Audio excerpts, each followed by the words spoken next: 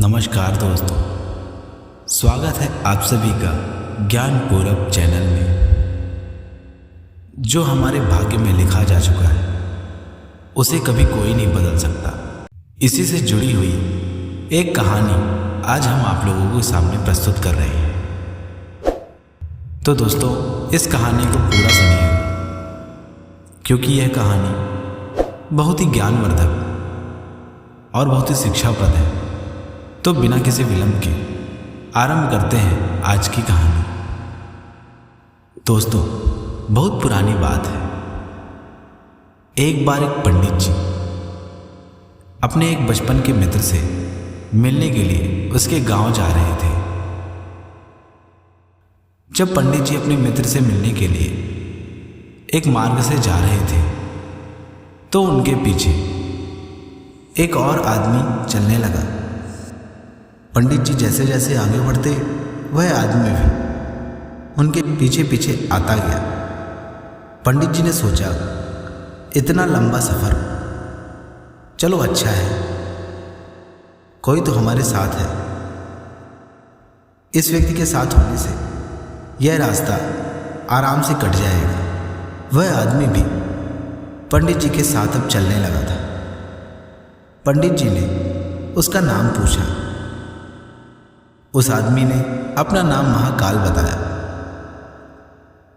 पंडित जी को नाम तो थोड़ा अटपटा लगा, किंतु उन्होंने उसके नाम के बारे में ज़्यादा नहीं पूछा और अपने मार्ग पर आगे चलने लगे। कुछ दूर पहुंचने के बाद उस आदमी ने पंडित जी से कहा, ब्राह्मण देव, मुझे इस गांव में थोड़ा काम है, मैं अपना काम निपटा कर आगे मिलता हूँ, तब तक आप आगे बढ़िए। जब पंडित जी थोड़ी दूर पहुंचे तो उस गांव से किसी की खबर आई कि उस गांव में किसी व्यक्ति को बैल ने मार डाला। पंडित जी ने यह खबर सुनी और थोड़ा आगे बढ़े। आगे बढ़ते ही महाकाल उनके साथ हो गया और कुछ दूर चलते रहे। कुछ दूर जाने के बाद एक और गांव पास में पड़ा। महाकाल ने फिर पंडित जी से कहा, ब्राह्मण देव, मुझे इस गांव में थोड़ा काम है, आप आगे चलिए, मैं आपको आगे मिलता हूं। पंडित जी आगे बढ़ लिए। कुछ देर बाद उस गांव से चिल्लाने की आवाज़ आई कि किसी घर में आग लग गई है और उस आग में 2 लोग मर गए। पंडित जी को अब यह बात खटकने लगी कि आखिर यह महाकाल जहाँ भी रुकता है वहाँ पर किसी न किसी के मरने की खबर आती रहती है। पर फिर भी पंडित जी ने ज़्यादा ध्यान नहीं दिया और आगे बढ़ चले। फिर महाकाल आगे जाके उनसे मिला और फिर दोनों साथ साथ चलने लगे। कुछ दूर चलने के बाद पंडित जी इतना लंबा सफ़र करने के बाद थोड़ा थक चुके थे। पास ही उन्हें एक मंदिर दिखाई दी जहाँ पर रात्रि बिताने के लिए अच्छी सुख सुविधा का व्यवस्था की गई थी। पंडित जी ने महाकाल से कहा, भाई, आज अब यहीं रुक लेते हैं, कल सुबह होते ही यहाँ से आगे बढ़ेंगे। महाकाल ने कहा, ठीक है ब्राह्मण देव, आपका कहना सही है, मुझे भी इस गांव में थोड़ा सा काम है, मैं अपना काम निपटा कर आपसे मिलता हूँ। और महाकाल वहाँ से चला गया। थोड़ी देर बाद उस गांव से खबर आई कि वहाँ पर किसी को सर्प ने काट लिया और उसकी मृत्यु हो गई। इस खबर के तुरंत बाद महाकाल पंडित जी से मिलने चला आया। पंडित जी को अब महाकाल के ऊपर थोड़ी शंका होने लगी। सो पंडित जी ने महाकाल से कुंठावश पूछा, अरे भाई, तुम जहाँ जाते हो वहाँ कोई ना कोई मृत्यु को प्राप्त हो जाता है, आखिर माजरा क्या है? महाकाल ने कहा, कुछ नहीं पंडित जी, अब यहाँ से आगे बढ़ते हैं। जब वे दोनों आगे बढ़ने लगे तो पंडित जी के मन में बार बार यह बात कौंध रही थी कि आखिर क्या बात है, जहाँ पर भी यह रुकता है वहाँ पर कोई न कोई मृत्यु को प्राप्त हो जाता है। सो पंडित जी ने फिर से महाकाल से पूछा कि भाई अब तो तुम्हें मुझे बताना ही पड़ेगा कि आखिर माजरा क्या है। तुम्हारा नाम भी मुझे थोड़ा अजीब लग रहा है। ऐसा नहीं कि महाकाल नाम बड़ा अजीब है, किंतु तुम्हारे नाम से तुम्हारा कार्य मेल खाता है। तो मुझे बताओ कि आखिर क्या बात है। महाकाल ने कहा, मैं यमदूत हूँ। यमदूत का नाम सुनते ही ब्राह्मण देव के पसीने छूट गए। ब्राह्मण देव ने महाकाल से कहा, अरे भाई तुम यमदूत हो तो तुम मेरे पीछे पीछे क्यों चल रहे हो। महाकाल ने कहा, ब्राह्मण देव आप अपने जिस मित्र से मिलने जा रहे हैं उसकी मृत्यु का समय अब निकट आ गया है, इसीलिए मैं आपके साथ साथ चल रहा था। अपने मित्र की मृत्यु की बात सुनकर पंडित जी को बड़ी ही तकलीफ हुई। वह अपने मित्र के मृत्यु का कारण नहीं बनना चाहते थे, सो वे वहां से पीछे हट लिए। पंडित जी ने सोचा कि मैं इसके साथ अब आगे नहीं जाऊंगा। अब मैं अपने मित्र की मृत्यु का कारण नहीं बनना चाहता। और पंडित जी जैसे ही पीछे मुड़े तो वे क्या देखते हैं कि उनका मित्र उनसे मिलने के लिए दौड़ा चला आ रहा है। मित्र को देख पंडित जी ने महाकाल से पूछा, अरे भाई यह तो मेरे पीछे पीछे आ रहा है, अब इसका अर्थ क्या है। महाकाल ने कहा, पंडित जी यह आपका मित्र पिछले गांव से ही आपको देखकर आपके पीछे पीछे चला आ रहा था, किंतु यह बचपन से ही गूंगा था, इसलिए आपको आवाज नहीं दे पा रहा था। पंडित जी ने अपने मित्र की तरफ देखा तो उनका मित्र बड़े ही तेज से दौड़ते हुए आ रहा था और अचानक ही मूर्छित होकर गिर पड़ा। पंडित जी उसके पास गए तो उन्होंने देखा उनका मित्र मृत्यु को प्राप्त हो चुका था। सो पंडित जी ने महाकाल से कहा, अरे भाई तुमने मेरे मित्र के प्राण आखिर ले ही लिए। तो महाकाल ने कहा, इसके भाग्य में सिर्फ इतने ही जीवन लिखा हुआ था और अपने भाग्य को कभी कोई नहीं बदल सकता। आपके मित्र की मृत्यु बुढ़ापे में तेज चलने के कारण हुई है। आपसे मिलने की उत्सुकता में वह यह भूल गया कि वह अब वृद्ध हो चुका है। अब उसका हृदय पहले की भांति कार्य नहीं करता और हृदयाघात होने से उसकी मृत्यु हो गई। अब पंडित जी ने महाकाल से कहा, अरे महाकाल भाई कह तो तुम सत्य ही रहे हो, किंतु मुझे अपने मित्र का मृत्यु के कारण क्यों बनाया। तो महाकाल ने कहा, ब्राह्मण देव इसमें आपका कोई दोष नहीं, इसकी मृत्यु इसी प्रकार लिखी हुई थी। महाकाल के मुंह से ऐसी बात सुनकर पंडित जी ने कहा, अच्छा यह बात है, तो अब चलो बताओ कि मेरी मृत्यु कब और कैसे होगी। तो महाकाल ने इस पर कहा, ब्राह्मण देव किसी भी आम व्यक्ति को अपनी मृत्यु के बारे में जानना सही नहीं होता, किंतु आप मुझे बहुत ही ज्ञानी और बहुत ही धैर्यवान लगते हैं, क्योंकि आपने अपने मित्र की मृत्यु देखी फिर भी आपने अपना संयम बनाए रखा।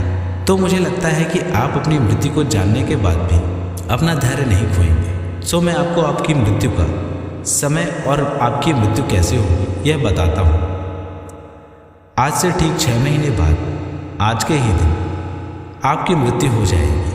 आपकी मृत्यु दूसरे राज्य में फांसी लगने के कारण होगी। और आश्चर्य की बात तो यह है कि आप उस फांसी को बड़ी खुशी से ही स्वीकार कर लेंगे। और इतना कहकर महाकाल वहाँ से गायब हो गया। दोस्तों, कोई भी व्यक्ति हो अपने मृत्यु का समय जानने के बाद उसे थोड़ा बुरा तो लगेगा ही। सो पंडित जी भी अपनी मृत्यु से बचने के उपाय ढूंढने लगे।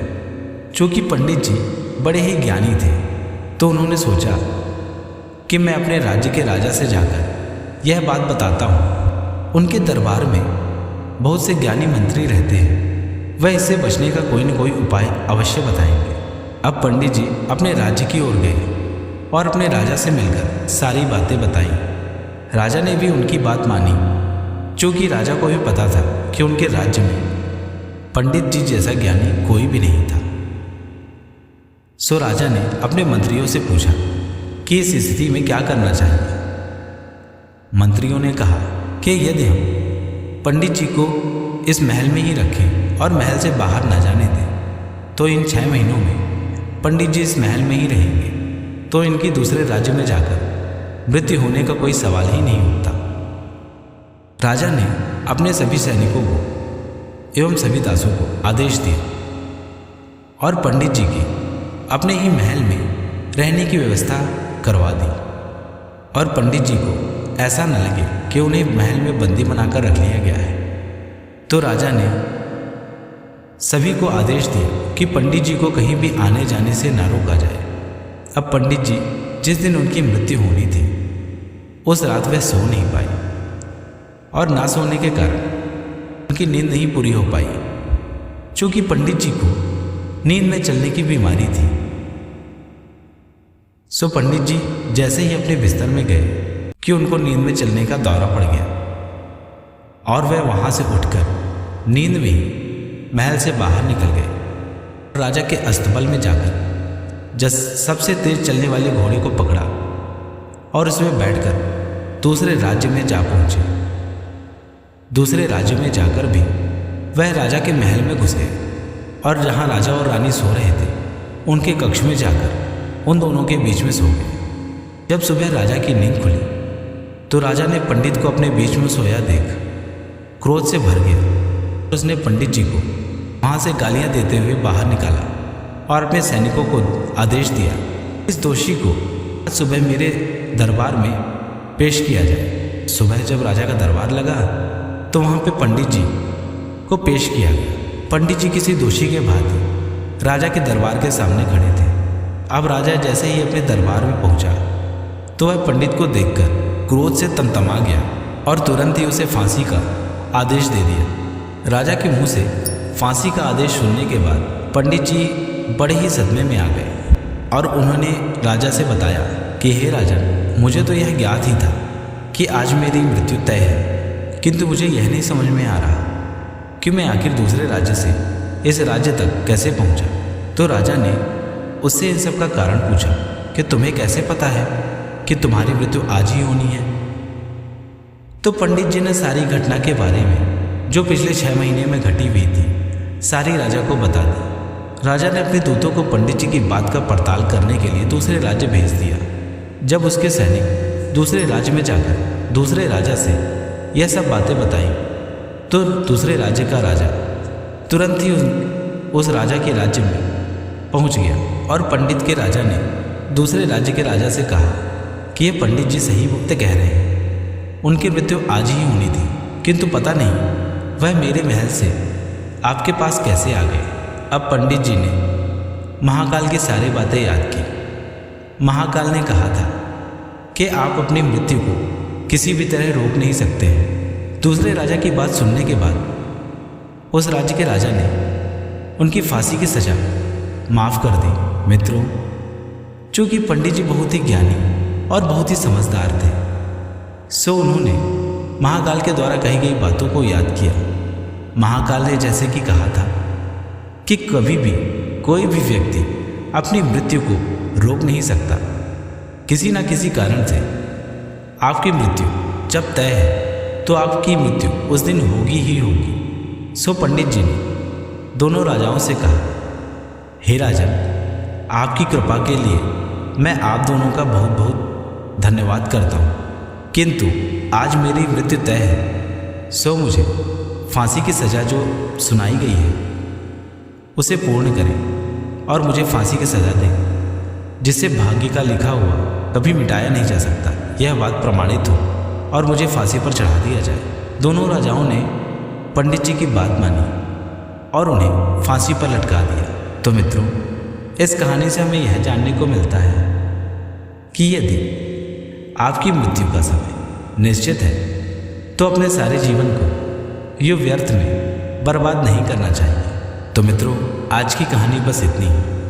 आशा करता हूँ आपको यह हमारी कहानी अच्छी लगी होगी। यदि आपको कहानी अच्छी लगी हो तो वीडियो को लाइक और चैनल को सब्सक्राइब अवश्य कर दीजिएगा। तो मित्रों, आज के लिए विदा लेते हैं। कल मिलते हैं एक और नई कहानी के साथ हम लोग।